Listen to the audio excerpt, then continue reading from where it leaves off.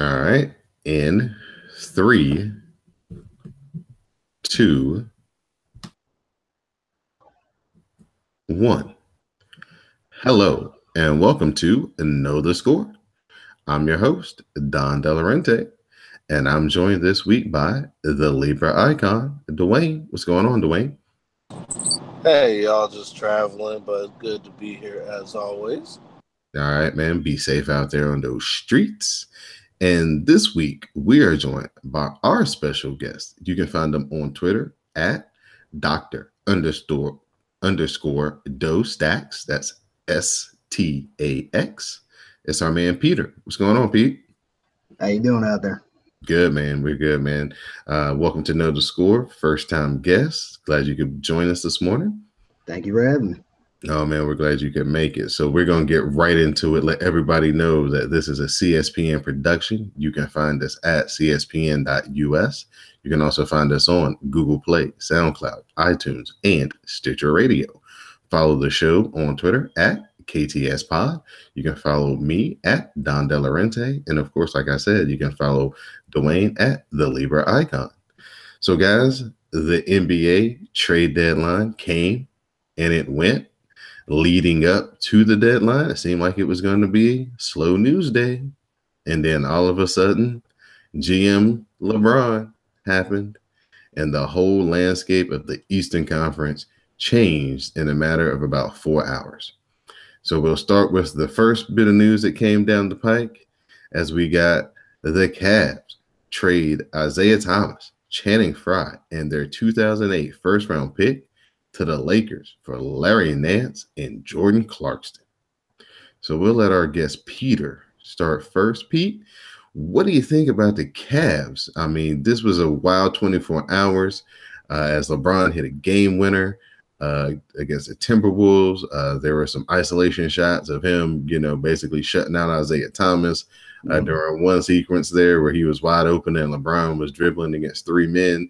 There is another shot where they're celebrating the game winner and LeBron doesn't really have time for Isaiah Thomas. And then less than 12 hours later, he's on a different team. Well, first off, the game against Minnesota was an incredible game. It reminded me, especially in Bron in the game-winning shot, that even though he's 15 years into the league, he is still capable of becoming all-man, all-amazing. But the thing with him, looking off IT, and I figured IT was going to be gone come the trade deadline when he walked right past him during that celebration. Because we've seen LeBron celebrate. LeBron was ugly crying with Kevin Love in the finals when they won it.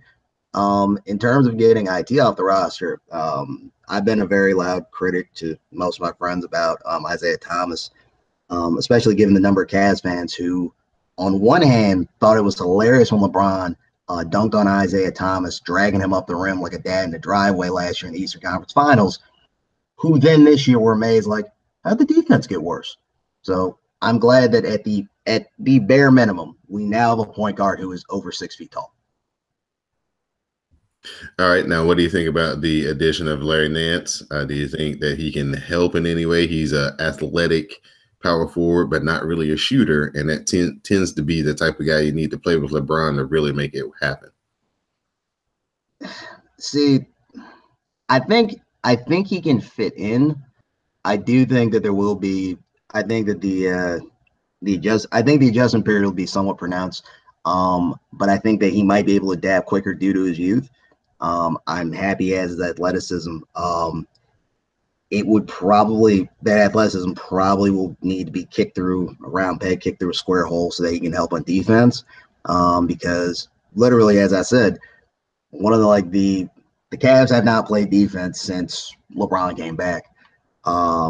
But I do think he will help. And even though he's not a shooter, LeBron will find a way to get him the ball because LeBron, in addition to being the owner, GM, and head coach, is also kind of like the de facto point guard too. So, Mr. Do everything. Dwayne, let me bring you in and give us some thoughts on both sides of the trade here. For the Lakers, let's bring in their side. They get to clear some cap space. They get to clear two guys that were probably taking up spots from other guys who were playing better than they were at this point in the season. As Kuzma is definitely stepping into Larry Nance's starting spot, and Larry Nance was dealing with injury, so it didn't help him. And Josh Hart seems to be taking over for Jordan Clarkson. So now the Lakers seem to have freed up their money to go after two potential max contracts, either this free agency period or next. So, it seems to be like a win-win for both teams. But give us your assessment, Dwayne. Yeah, it was a huge win for the Lakers. I think that with the way they are trying to set up to make a big splash in free agency for either this year or next year, it's going to be one of those things where we just have to see who they bring in. Of course, Paul George is one of the targets. LeBron one of the targets, ironically. And with the Cavs, this is what you wanted when you lost the Warriors. And now you have the opportunity to play with the guys that you kind of envisioned. So I think with Clarkson and Nance, they will get plenty of playing time.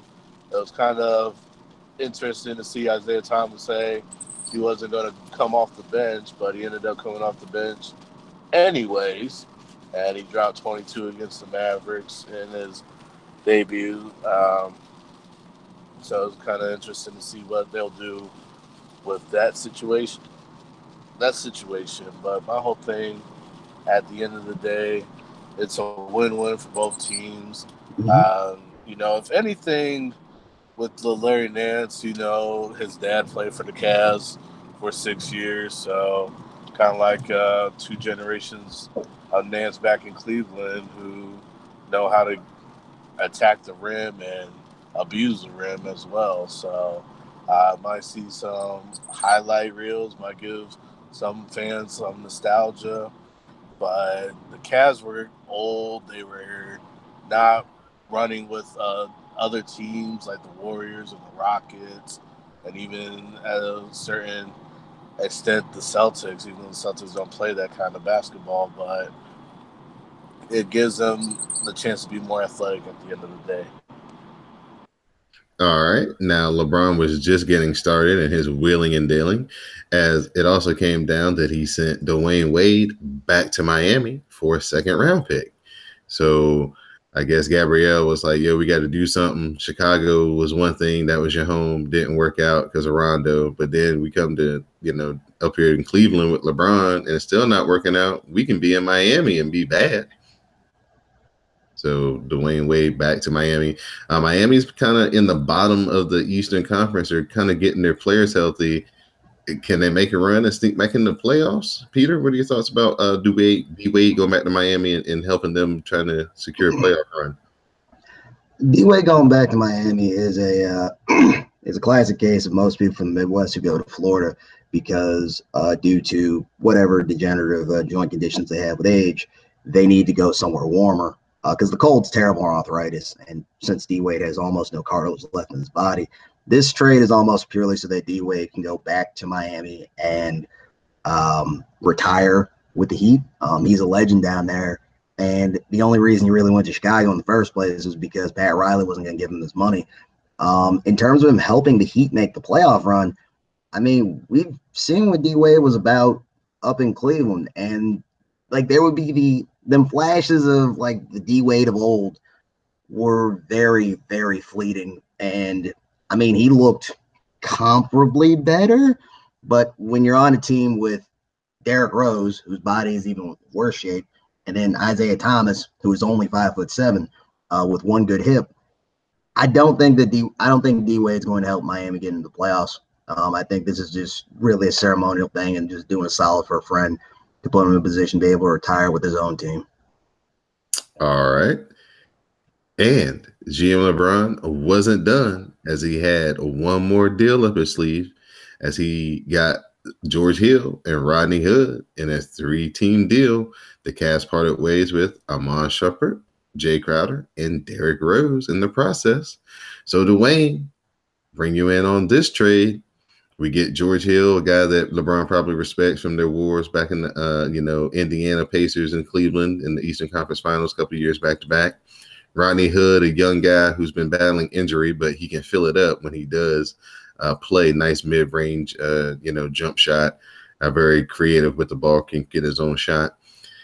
How do these guys infuse and help the new look Cavs? It looks like they're trying to get guys to get out in front of LeBron on the fast break instead of trail behind them.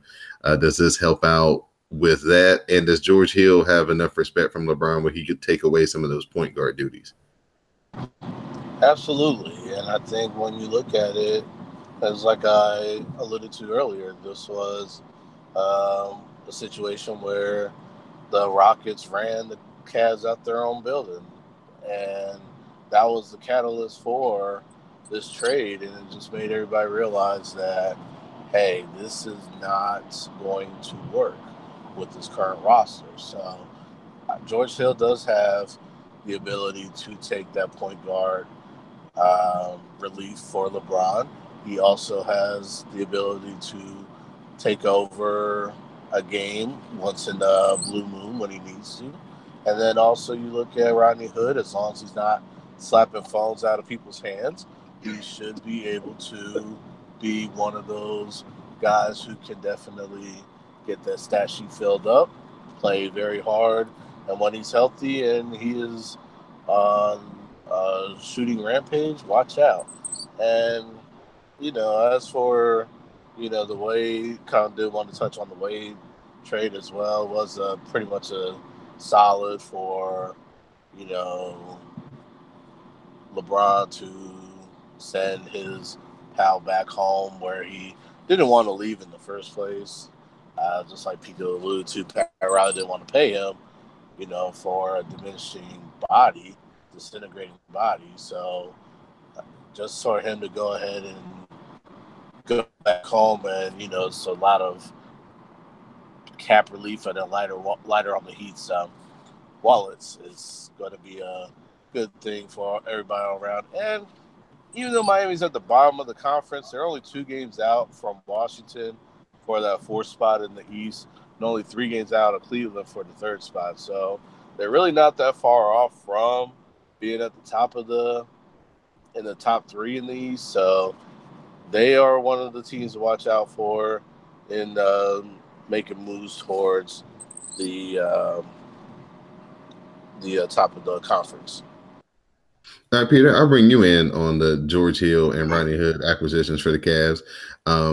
As a Cavs fan, does this bring enough speed and use and defensive intensity? As it seems like that's kind of been the real problem with Cleveland, is don't have enough guys who want to play defense. I think it does.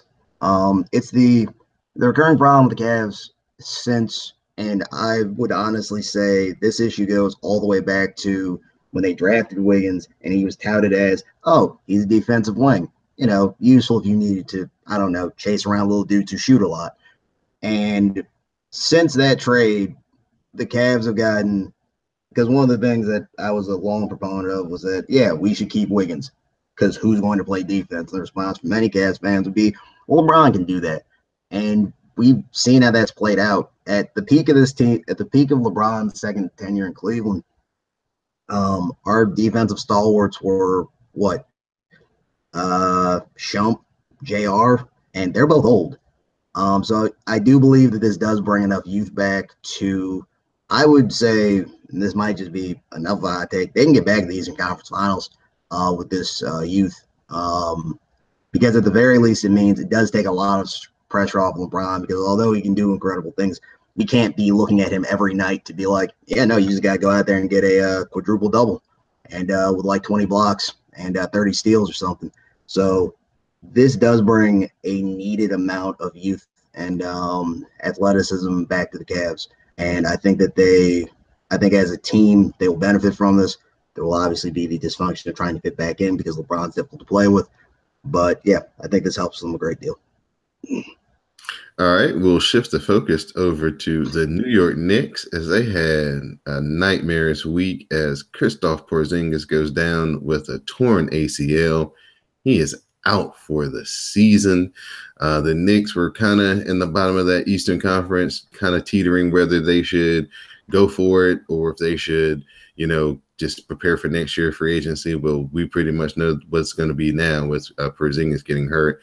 But they did, are thinking forward towards next year as they did make a trade for Emmanuel Mudiay from Denver.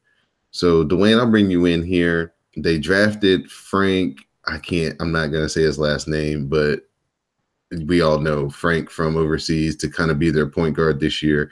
But it seems like this is a move that's going to stunt his growth and his development. So kind of, are the Knicks being as smart as we think, or are they just being the same old Knicks? They are being the same old Knicks. And I'm going to say that because, look, Bernard King was a unicorn 30 years ago, almost having a 33 a game. He was out for the next 2 years after he tore his ACL, had a broken leg. Hopefully this doesn't happen to Kristaps Porzingis, but at 7'3" with a knee problem, that's not a good thing. The Knicks are cursed. As long as James Dolan is owning that franchise, they are cursed. They cannot seem to get anything right.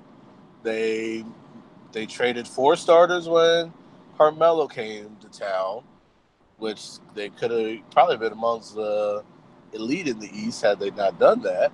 And now you draft a young point guard, try to develop him, and then you trade for another point guard. So at the end of the day, we think the Knicks are going to take 2 steps forward and then they take 8 steps back. So at the end of the day, it's the same old Knicks, and it gives me a chance to use my favorite Knicks meme with the guy with the snapback hat and the Patrick Ewing jersey with the gun to his head, like, what are we doing?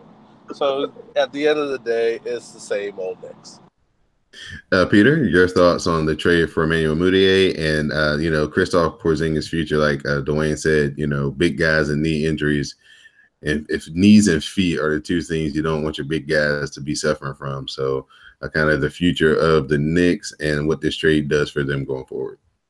I think in a normal organization, I would be there's obviously the concern with the 7-footer because, Porzingis is a very lanky, kind of like finish, but clearly like gaining some muscle mass at his stature. But yeah, knee injuries are very difficult to come back from. But when you factor in that to the Knicks, I wouldn't be surprised if we found out in the offseason his leg fell off or something. The problem with the Knicks is that, yes, they traded for another point guard, but as Dwayne said, this is one thing that has always bothered me as a Cavs fan is that the ridicule that Cleveland gets, I could always point and say, the team with the same color scheme that is actually way more incompetent is up in New York. Until James Dolan does right by Oakley, they shall never prosper.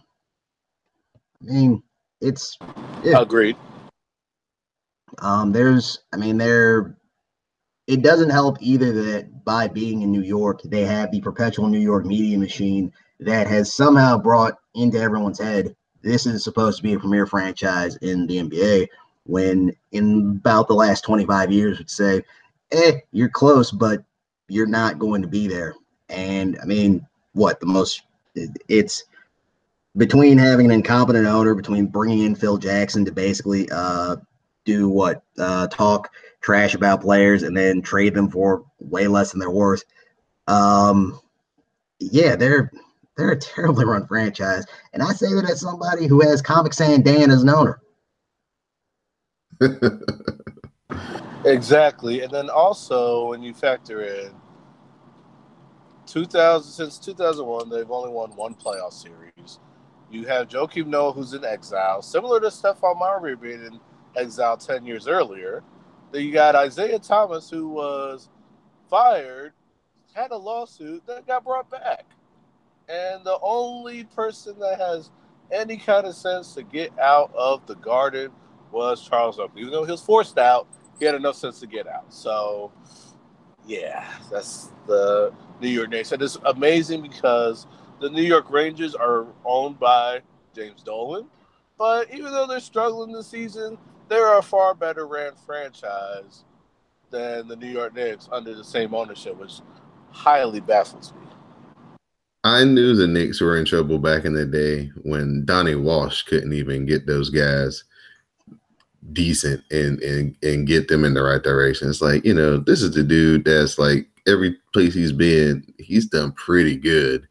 And even he had to throw his hands up and say, I'm done with this team. So, yeah, James Dolan definitely has whatever works in the NHL. He hasn't figured how to bring that over to the NBA. And one last move that's come down as Joe Johnson was a casualty of the trading deadline, and he was going to be put on waivers. It seems he's going to clear waivers, and he's going to rejoin Mike D'Antoni, and he's going to be a Houston Rocket for the rest of the season. He was out in Utah, of course, helped them with that playoff run a couple of years ago. ISO Joe with a big shot to help win a game to propel Utah on their run that they went on 2 years ago. So, Dwayne, we'll let you jump in first. One more shooter for the Houston Rockets, to help somebody who knows D'Antoni, who's flourished in that system, basically made his name off of playing in that system originally. Is this the last, low spade in the hand that the Rockets need to have enough firepower to just bomb away and outscore the Warriors in a 7-game series? Absolutely, and you think of this. I mean, they did this without Joe Johnson. So imagine now that you bring Joe Johnson in, and if he gets on a hot streak, they do have enough to match up with the Warriors. Houston was 40-13 the last time I checked, and a half a game behind Golden State. I think Golden State's won a couple since, but they do have what it takes. And one thing that is a big difference in D'Antoni's system versus the last couple years is that there's defense. There's actually D. You can actually put the D in D'Antoni now. And so my thing is, if the Rockets can have enough firepower and they play enough defense, yeah, they have enough to take down the Warriors. And, this is where the ISO Joe, the Ski Mask All-Star Joe Johnson began. The legend of Ski Mask All-Stars began right here with Joe Johnson and D'Antoni's system. All right, Peter, your thoughts on Houston's chances with Joe Johnson and how they match up with the Warriors as we look ahead to a 7-game series? Looking at 7-game series, Joe Johnson does add yet another shooter, and Joe Johnson, they match up well with the Warriors because they're they're maybe the only team, maybe also the Thunder, who could say, we can go shot for shot with the Warriors and we can actually defend them. We can do both without having to sacrifice one in a very staggered way. Like, somebody like, the old rugged Memphis who play like it's 1985. They could hold the Warriors to like 99, but they also only score like 72. So Joe Johnson is definitely going to be an asset. Also, as Dwayne mentioned, Ski Mask All-Star, Joe Johnson, he is a champion every time he walks into the bank and looks at his ATM receipt. And I've always respected that he's managed to stay with a check and has possibly the greatest contract in NBA history with Atlanta. So, Joe Johnson will definitely help both familiarity with the scheme. And this is a complete positive for Houston. I think something that Dwayne mentioned that is, something that we haven't seen in this run is that, Houston is right there on the Warriors for the best team, best record in the West, and that home court advantage throughout the playoffs. And that's kind of benefited the Warriors throughout this run, is that they've had that home court. We haven't really have to see them go on the road in a Game 7 and, deal with that pressure or critical Game 5 where they're, on the road and they got to get that game if they're down, So I think that's kind of the difference this year, that they're going to get tested in the regular season, and they're going to have to go through the whole 82 games this year, it looks like, plus the playoffs. with Houston right there, real close to him. So I think that pressure is something that we really haven't seen the Warriors deal with from another team in the West as far as in the regular season, to be, endanger their home court advantage, which is a big deal for them because Oracle gets rocking and they feed off that crowd, especially when a couple of those threes go in. 10-point deficit can become a 20-point lead for them in like 3 minutes. So that'll be interesting to see if Houston can overtake them and make them go on the road in a critical Game 7. At this point, just want to let you know that this episode of Another Score is brought to you by Amazon.com. We're getting close to Valentine's Day. It's time to start thinking about gifts for significant others. You have less than a week. And if you have Amazon Prime, you can get this, things shipped to you next day or in 2 days. And you can go through CSPN.us and help support the podcast here on the network, help keep Another Score free each and every week, and also accomplish the task of getting something for your significant other on Valentine's Day. So all you have to do is visit our website, CSPN.us, click on the tab that says support a podcast, go down, click on Amazon, and do your shopping as you normally would. Some of your purchase will come back to CSPN and help keep all the podcasts here on the network free each and every week. So CSPN.us and Amazon.com, do it today. Guys, we're going to get into a little NFL talk. As coming off the Super Bowl, there's still some news out there. We thought we were, Matt Patricia, as we thought, became the head coach of the Detroit Lions. And in a swerve, Josh McDaniels in the 11th hour turns his back on the Lions coaching job and remains the offensive coordinator of the New England Patriots. So after 2 months of speculation and basically, we got him, it's just a foregone conclusion. All he has to do is either win the Super Bowl or get eliminated and sign the contract, and we're going to be moving forward. Belichick and Robert Kraft came to Josh McDaniels and they told him something, and he had to make that call to Rich Ballard, and Rich Ballard did not take it kindly. And at his press conference, he said the rivalry is back on. So, Dwayne, you're our NFL man all season. We basically been talking about this as a foregone conclusion for like a month, talking about what McDaniels could do for Andrew Luck and get their offense straightened out. And if Luck comes back healthy, how the Colts could definitely be set up for a long run and be a successful franchise. And now they out here with Butkus. Man, how did this go down? Okay, so it pretty much went down like you said. Belichick and Kraft met with Josh, and they pretty much were selling them on the possibility of, being the head coach in waiting. I don't think it's a foregone conclusion that he's going to be the head coach in waiting, but if he is, that's the only head coaching job he's probably ever going to get again. Because you had Spygate 2 in Denver. This wasn't even the 11th hour. This was at 11:59:58 when he decided to say, hey, I'm not going to take this job. And not only does it affect the Colts as a franchise, you have guys who packed up families, already signed. You have a couple coaches who signed contracts already.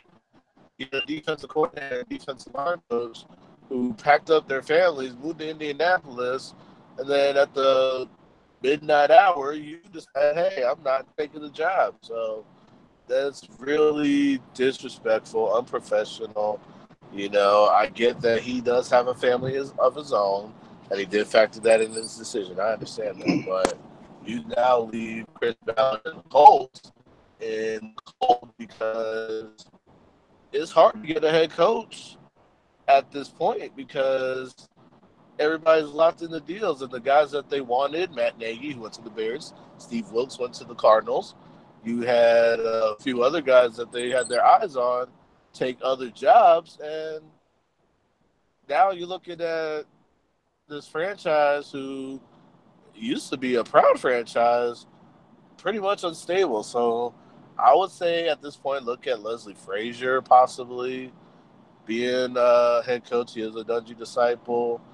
He can get the team on the right track, and so that may be the guy you look for as a head coach at this time. But it's going to be it's not going to be. It is already a challenge to find somebody this late in the game, especially with the combine coming up so quickly.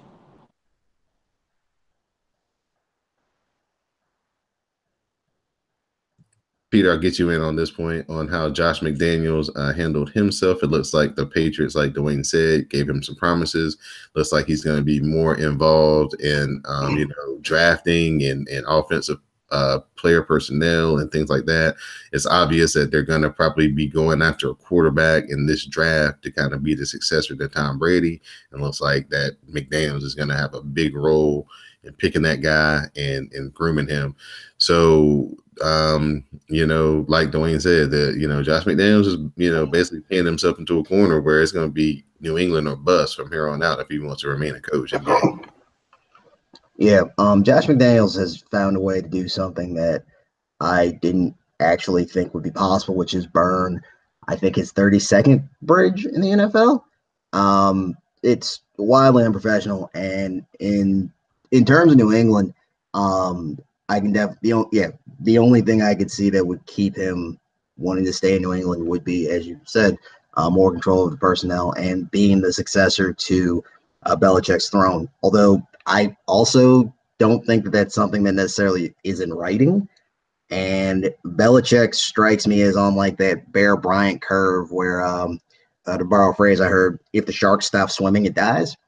And in terms of finding a replacement quarterback, I mean, there are a lot of quarterbacks in this draft, but there's nothing that says that they won't do the thing where they draft a quarterback somewhere in a later round, trade them to some struggling team like, I don't know, the Browns or San Francisco. And then it's like, oh, yeah, no, we'll take like 3-year draft picks for this disciple who, by proximity to Brady and Belichick, clearly should end up being good. And I think that, yeah, but it's also clear that despite Tom Brady's almost Hotepish health regimen, he is getting old. We saw a lot of that during the Super Bowl where some of them passes looked like he was throwing as hard as he could, but in a Peyton Manning fashion, that effort isn't going to make the ball go much further. So I can see that kind of being a bit of building tension as well. But no, yeah, I don't think the Browns would offer Josh McDaniels a head coaching job at this point. And that's saying something. Yeah, it really is. So hopefully, for him and his sake, if he wants to remain a head coach, that, Belichick doesn't swerve him at the last minute and does hand over the reins to him. Speaking of another disciple that we brought in earlier, we were talking about Jimmy Garoppolo, the former backup to Tom Brady, got shipped off in the middle of the season. The 49ers got the rare opportunity to basically test drive if they had a franchise quarterback or not. And Jimmy G went undefeated. So in kind this week, they gave him the richest contract in NFL history. 5 years, $137.5 million. He's the highest paid player in the league currently, because Kirk Cousins is still out there in the free agent market. And if Jimmy Garoppolo could get this for a handful of starts in New England and a 5-0 run in San Francisco, Kirk Cousins is going to get an astronomical figure. So, Peter, I'll bring you in here. Jimmy G secured the bag. San Francisco has their franchise quarterback now. What does it say about NFL quarterback salaries and kind of the forecast for San Francisco going forward? So relative to for San Francisco going forward, I think that Jimmy G can be all right. We don't have that large of a sample size on what makes him good, and that is indicative of how a small sample size in context, not necessarily the best games against the best teams. There is an argument to say that we don't. My apologies. We know that he can win, but the NFL doesn't usually evaluate quarterbacks really in context. it's mostly, as you mentioned, he went undefeated. But, I mean, Blake Bortles won a playoff game with 85 rushing yards and 84 passing yards. I mean, it's still a win, but I do think that maybe if drilled down, there'd be a better idea of Jimmy G's quality as a quarterback. But his numbers also are actually comparable to that of one former quarterback, Colin Kaepernick. So I think the Niners should be in a good direction. In terms of the NFL, what it says is that the way that it says beyond about how they evaluate quarterbacks, it also says in terms of how they pay quarterbacks that the price of the brick is about to go up to an astronomical height. Because if Jimmy G can command $135 million, Kirk Cousins is probably going to hit up, full disclosure, Browns fan, he's probably going to hit up the Browns for like $200 million. And he would be correct because he's been basically tagged to he's been hit with that franchise tag 2 or 3 times in a row now. And it's also, it sets up a great, this will probably also become an issue because there will be, when the CPA gets renegotiated, I believe in 2020, this is probably going to become a problem because players are going to say, we need to do something about the salary cap because we're not supposed to just be, you have a small sample size from Jimmy G, but we can't just keep having the league where 90% of the salary on the team is going to the quarterback. So, yeah, I think that's what that would say for the league then. All right, the way to bring you in on the 49ers, John Lynch, Kyle Shanahan seem to be, they have a plan. They got Jimmy G fell in their lap for whatever reason. Belichick and the Patriots decided to move on. It fell in his lap, and they haven't wasted any time wrapping him up and getting him at a deal that's actually in 2 or 3 years going to look really friendly. But right now, as of today, it makes him the highest paid player in the league. Yeah, it does. And, 5 years, $137.5 million. That's pretty awesome for a total of 10 starts. So, and with the sample size I was given, it looked like the 49ers needed some kind of injection because they were, at the time, 1-10. So, I want to say 1-10 at the time. And they ended up finishing 6-10. So for them to get somebody, who was under Tom Brady's shadow for many, many years and got the tutelage of Belichick. Belichick didn't want to give him up, really, but reaching out to Kyle Shanahan said, and John Lynch pretty much helping negotiate that deal that acquired, Garoppolo. And for him to flourish, he's one of the few guys who wasn't under this Patriot system that hasn't been bad. I mean, look at the guys who've been there before. Ryan Hoyer, Ryan Mallett. Matt Castle. Oh, God, don't get me started on Matt Castle. Ooh. So that's pretty bad business. And, it's like, okay, the system, doesn't work outside. But Garoppolo, he's a very intelligent guy learning a new system. And he came through for the 49ers. Even though the games weren't all that great, the opposition wasn't all that great, there were a couple of games where the 49ers played spoilers. So give them credit for that. Now, what I will say this, though, it does the QB market is astronomical as it is. I think the Broncos might make Kirk Cousins. I think they might make the play for Kirk Cousins more than the Browns, personally, because I don't think John Elway really wants another year of Trevor Siemian, Brock Osweiler, and Paxton Lynch. So I could see maybe a sign and trade with Washington. Washington franchises them, and then they give them 5 years at $34 million. Is that what the new franchise tag is going to be? I would say, yes. I would say 5 years at $34 million, and they'll probably give him 170. So, or John Elway has it his way, he might make it around 150 or 140. John Elway doesn't want to spend too much on a quarterback. This is the reason why he's been Jackson Lynch route, and that was also how he got Brock Osweiler for little to nothing, and he still doesn't have to pay that astronomical contract either the Browns and the Texans. So I think the Broncos might make a play for Cousins and make it friendly for them and give Kirk what he wants as well. If the Broncos and Kirk Cousins decided that they wanted to do business with the Redskins like that, that would be wow. That would be so good for the Redskins. That would actually make the Alex Smith trade not so bad and losing Kendall Fuller, because there's a lot of good players that they could get off the Broncos, especially like Von Miller's backup. That's like 3 years that wants to play, that knows he probably won't be playing. Yeah, get that dude and bring him over, because we need somebody that can rush the passer. But yeah, if Kirk Cousins decided to do that for the Redskins, oh man, that would be such a swell gesture. I think that this is what the NFL wanted, though, because if you remember, when Stafford came into the league, he got a signing bonus that was this big, but everybody started complaining. Sam Bradford, they got all these big signing bonuses.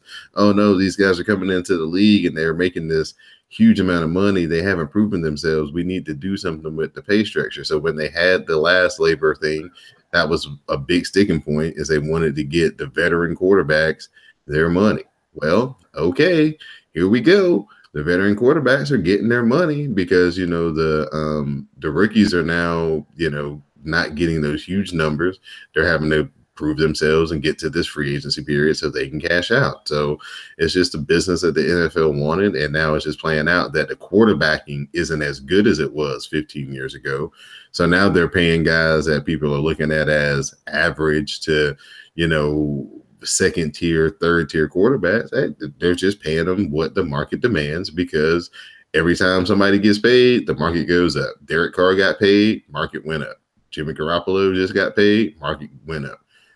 Kirk Cousins is about to get paid, market going to go up. And then when Aaron Rodgers or somebody who's really, really good comes up to get paid, like Peter was saying, they're going to get a baseball contract. They're going to get $250 million for 5 years or 7 years or something ridiculous. And then that's when everybody's going to be like, oh, this is out of control. So it also go ahead.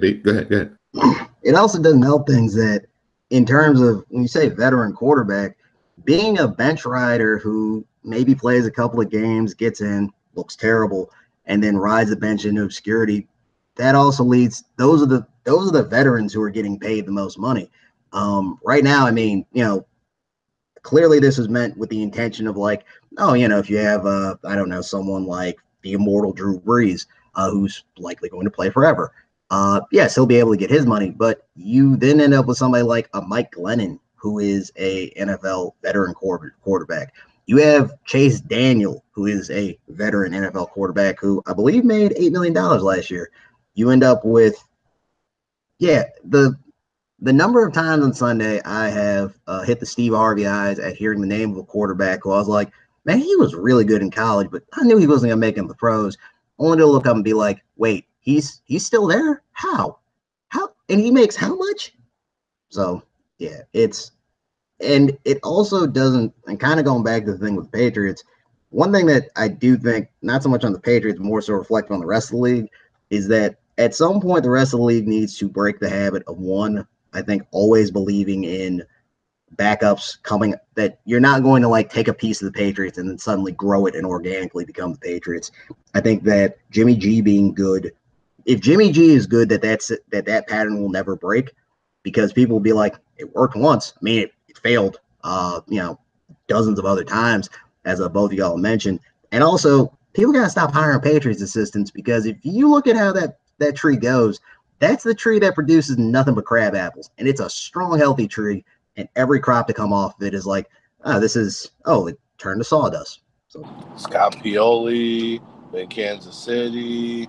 Romeo Crennel, who Mike Vrabel, who somehow got the Tennessee Titans job with the 32nd ranked defense, and Romeo Crennel had the top ranked defense the year before, but we did allude to that.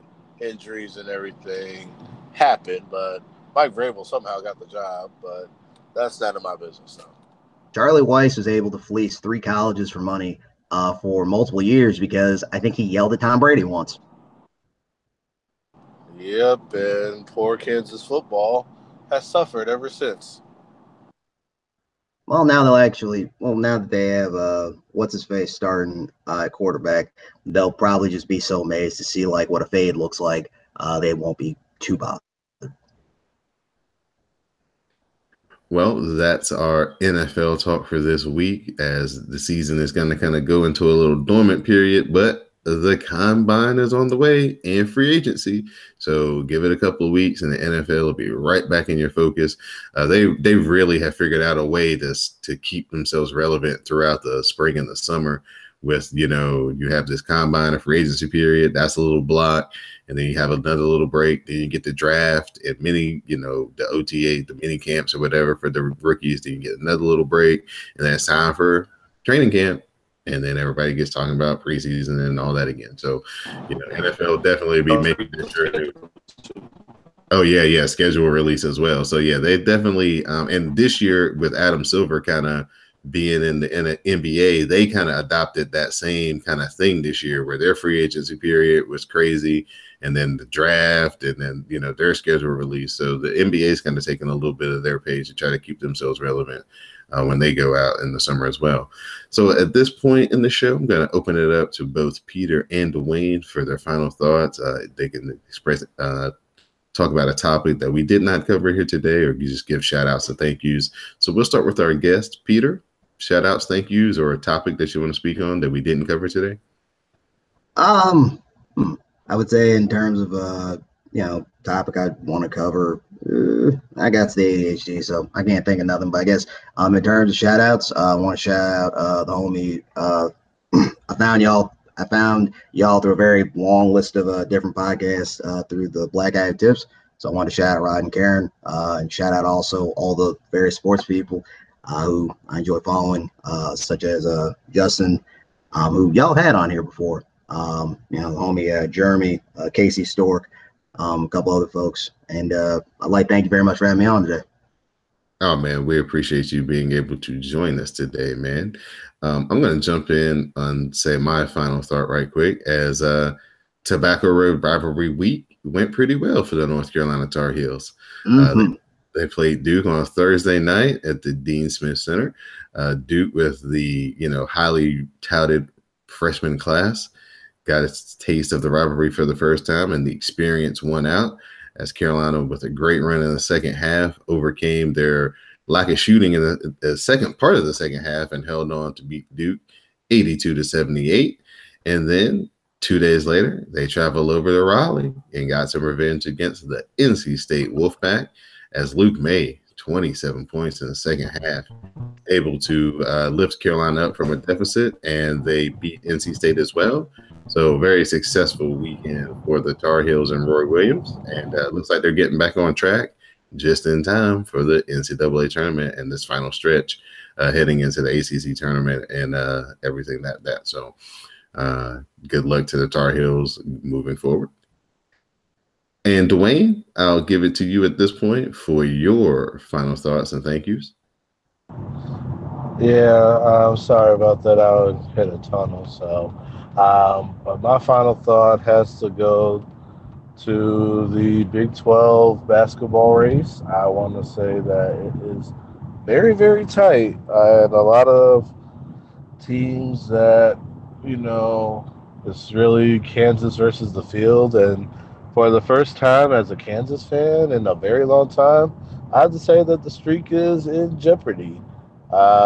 Kansas lost to Baylor on the road in Waco for the first time in 11 games. And I looked at this stretch. It's a 5-game stretch that started in Waco that is really going to test to see if they can get 14 in a row, 14 straight regular season titles. They have, Iowa State Monday. Then they have West Virginia at home afterwards, followed by Oklahoma after that. And then they go to Texas Tech, who beat them at Allen Fieldhouse, who's currently leading the Big 12. So right now the streak is in jeopardy, but we shall see if Bill Self can rally the boys and get this 14 straight conference championship. Is pretty much has breathed the life of its own and is just as important as trying to get that elusive national championship, the second one. All right. So, yeah, college basketball definitely is getting cranked up in the high gear. It's becoming the main focus of everybody's attention now that the Super Bowl is over. So, yeah, we expect some great finishes and some great conference tournaments coming up here in the next month or so. With that being said, for our special guest, Peter, my co-host, the Libra icon, Dwayne, I'm Don Delarente, and now you know the score.